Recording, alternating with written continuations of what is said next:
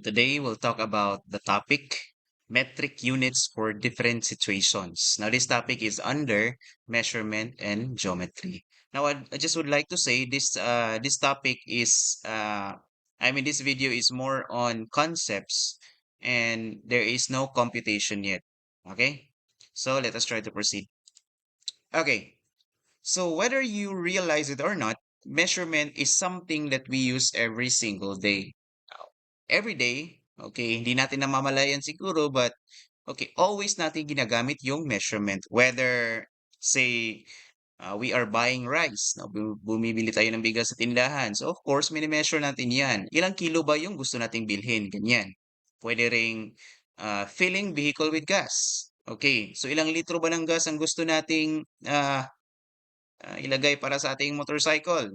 Okay, especially ngayon na napakamahal na ng bigas. Okay, or, pag sinabing, minimeasure natin yung ingredients. For example is, magbe-bake tayo ng cake.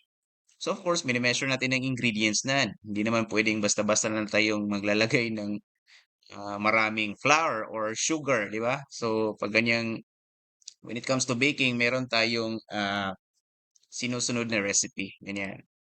When we check our temperature, we are also doing measurements, of course. Okay, tingnan natin kung baka yung kapatid natin is may lagnat. So, ganyan. So, mini-measure natin yan. Or, even pag tayo ay nagta-travel from one place to another. So, pag pumunta ka sa lugar na ganyan, okay, usually, nagkakandak ka muna ng research o gaano kalayo ba itong lugar na to? O ilang kilometro ba? Ganyan. Okay. So, we are using measurements. So, palagi natin ginagawa yung pag-measure. Okay. Have you ever wondered why we measure a person's height in meters, a medicine in milligrams, or the distance between cities in kilometers? So hindi ba yan pumasok sa isip mo? O bakit nga ba? Pag height ang pinag-uusapan, meter. Pag medicine, milligram. Okay. So hindi ba pwedeng isang unit lang gagamitin natin sa lahat? Okay. Hindi ba pwedeng pang height meter, medicine meters din? Okay. Okay, ilan ba ang dosage ng medicine na iinumin mo? Mga 200 meters? Ganyan, di yan pwede.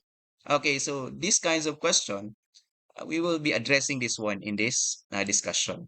Okay, so objectives muna tayo. So meron tayong tatlong objectives dito. First one is, we are going to determine the appropriate metric units for different situations. Kasi nga, iba't ibang situation, meron yung appropriate na metric units. Okay. We will also apply the correct units in everyday and scientific context. And pangatlo, okay, we will be doing this in the next video because mag-involve na to ng computation. We will do conversion of measurements within the same measuring system or from different measurement systems. Ganyan. Okay. By the way, if you'd like a copy of this PowerPoint presentation, you just go to this link, bit.ly/bossingsmath. Okay, meron dyang konting instruction and as soon as ma-receive ko yung response mo, I will send to you the file immediately. Okay? So, what is measurement? Ano nga ba yung measurement? Okay, when we say measurement, it is the process of determining the size, length, amount, capacity, or quantity of something using a standard unit. Okay. So, take note ha, meron dyang standard unit. Okay. Dahil, okay, without standard measurements, communication would become very difficult. So, hindi tayo magkakaintindihan talaga pag walang standard measurement. Okay. So, ilan ba yung gusto mong bigas? Gusto ko 5 kamay. Ganyan. Okay. So, gaano karami ba yung isang kamay na bigas? So, kailangan natin ng standard measurements para hindi tayo magkalito-lito sa ating communication. If I try to present to you a situation wherein magkakaroon tayo ng miscommunication pag walang standard. Okay, take a look at this picture. Yung isang estudyante, okay, tinatanong niya yung teacher, Teacher, gaano kahaba ba itong classroom na to? Okay, sabi ng teacher, this classroom is just very long.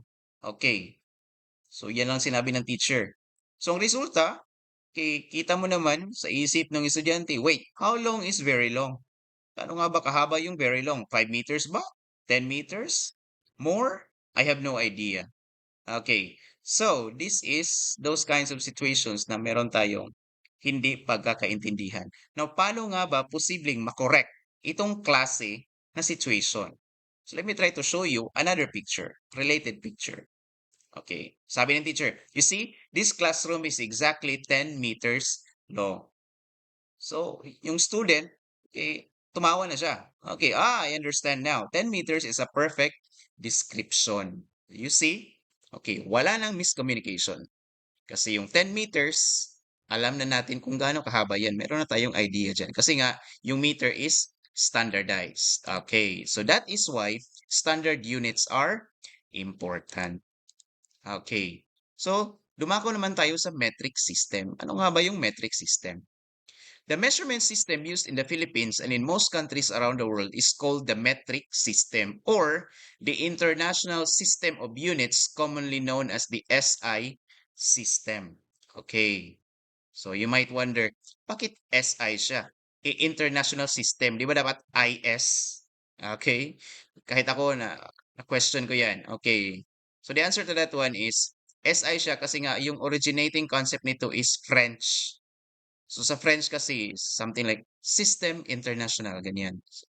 Kaya tinawag siyang SI. Okay. It is based on the powers of 10. When we say based on the powers of 10, 10 to the power of 1, 10 to the power of 2, 10 to the power of 3, ganyan. Okay. Kasali rin yung negative. So 10 to the power of 1, that's 10. Pwede ding 100 kasi yung 100 is 10 to the power of 2. So ang gagawin lang natin, kasi base 10 siya is, dadagdagan lang natin or kukunin natin ng 0. And dahil powers of 10 siya, conversion is easier. So napakadali lang i-convert. So sa susunod na video, doon po natin gagawin yung conversion, which is madali lang siya. Okay, so moving on. Okay, discuss natin ano nga ba yung mga common metric units na ginagamit. So, unahin natin yung length or yung haba. Okay, when we say length, ang basic unit na ginagamit is meter. Okay, pero mayroon ding ibang units na pwedeng gamitin aside from meter. Pwede tayong gumamit ng millimeter, centimeter, or kilometer. And marami pa ding iba, but ito kasi kadalasan yung common na ginagamit. Okay, so let us try to have an examples to this one. Anong mga situation na pwede nating gamitan ng mga measurement na nag-involve ng length? Okay, for example, thickness of a coin, which is ginagamitan siya ng millimeters. So alam mo naman, yung coin is napakanipis niyan. So hindi naman pwedeng yung thickness ng coin is gagamitin natin ng kilometers. Yung kilometer kasi napakataas na niyan. So ang pinakabagay na gagamitin natin pag i-describe natin ang thickness ng coin is millimeters. Another example is length of a pencil. So yung pencil, hindi naman masyadong mataas yan. So again, itong lahat is pwede itong gamitin but pipiliin natin yung pinaka-appropriate. So, ang pinaka-appropriate when it comes to length of a pencil is centimeters. Okay. Height of a person, meters yan. Hindi naman pwedeng kilometers. Ano nga ba kahaba ano nga ba yung height mo? 160 meters. So, napakataas. 160 kilometers. So, pag ang sagot is ganyan, napakataas naman yan. Parang yung mga eroplano, kailangan nang humingi ng permission sa iyo pag lumipad sila. Okay, so baka mabunggo ka, ganyan. Okay, distance between cities, so kilometers. So ito na yung sinasabi ko. Pag nagpunta ka mula sa lugar, papunta sa syudad, or sa kabilang syudad, kilometers ang kakailanganin yan. Ang hirap naman kung centimeters. Okay, so hindi naman masyadong, hindi naman masyadong likable. Ganyan. Okay, so discuss din natin yung mass. Ano nga bang ibig sabihin ng mass? Yung mass, pare-pareho lang kasi ito sa weight. Ang kaibahan lang is, kasi andito tayo sa Earth, so meron kasing gravity. So kaya nagkapareha sila. Pero yung weight kasi, ang dahilan niyan is yung force kasi, yung gravity na humihila sa lahat ng bagay pababa. Okay. Pero pag andun ka, wala ka sa Earth, say for example, andun ka sa Mars or Moon, yung mass is mananatili yan. Okay. So far, dumako na tayo sa scientific field. Okay, so balik tayo dito. Okay, so ang basic unit ng mass na ginagamit is kilogram. Okay, ibang units na pwede rin gamitin is grams, milligrams, or metric tons. Yung metric tons, ito yung pag medyo mabigat na yung mga bagay-bagay. Okay, so example na pwedeng i-apply is yung medicine. Sa medicine, ginagamitan niya ng milligrams. Kaya nga pag sinabi natin, oh, bata pa yung gagamit ng medicine. So ilang milligram ba yung medicine? 500 milligram. So ang ginagawa is linil binabawasan. Okay, so yung medicine, milligrams. Kasi yung mga maliliit na bagay lang yan. Chocolate bar. Chocolate bar is grams. Pag meron kang chocolate bar na nabili sa 7-Eleven, for example, tingnan mo yung label sa likod, so makikita mo yan, net weight, nasa grams yan. Or body weight, kilograms. Okay. So ano ba yung weight mo? Okay, yung weight ko is 60 kilograms. Ganyan. Okay. Or cargo shipment. Cargo shipment is, ito na yung napakalaki na talaga. So, metric tons na to. Yung ton kasi, equivalent niyan is 1,000 kilograms. Okay. Measuring volume. So, volume naman tayo. Ang basic unit ng volume is liters or litro. Other units na pwedeng gamitin is milliliters or cubic meters. So, example situations, medicine syrup. So, milliliters yan or shortcut is ml. Okay. So, ang hirap naman siguro pag medicine syrup and sabihin mong 200 liters. So, wala naman sigurong iinom ng ganyan karami. Okay. So, ang pinaka-likable niyan is milliliters. Gasoline, litro. Napakahal na ng litro ng gasoline ngayon. Okay. Water in the pool, cubic meters. So, ang hirap naman, napakalaki ng mga swimming pool. And then measure natin sa milliliters, hindi naman yan feasible. So, cubic meters na yan. Okay, kagaya nung nasa mga water connections natin sa bahay. Okay, area naman tayo. When we say area, it is the amount of space covered by a figure.